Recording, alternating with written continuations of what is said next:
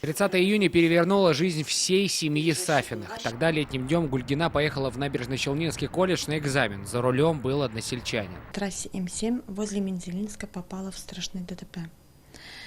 В этой ДТП она получила черепно-мозговую травму, много ушибов. После аварии девушка впала в состояние комы. Сначала за жизнь Гульгины боролись врачи РКБ, затем понадобилась дорогостоящая реабилитация за рубежом.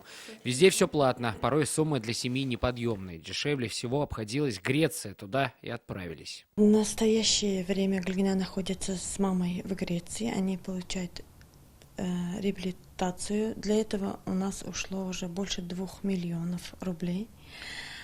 Нам еще надо оплатить на 2-й месяц.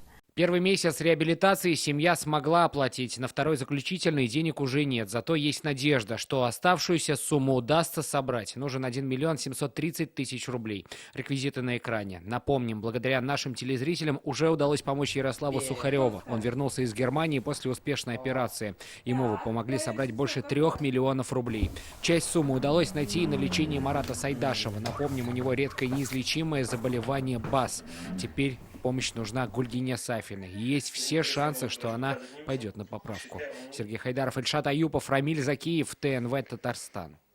Смотрите все новости дня, программы и фильмы в наилучшем качестве на YouTube-канале ТНВ. Подписывайтесь.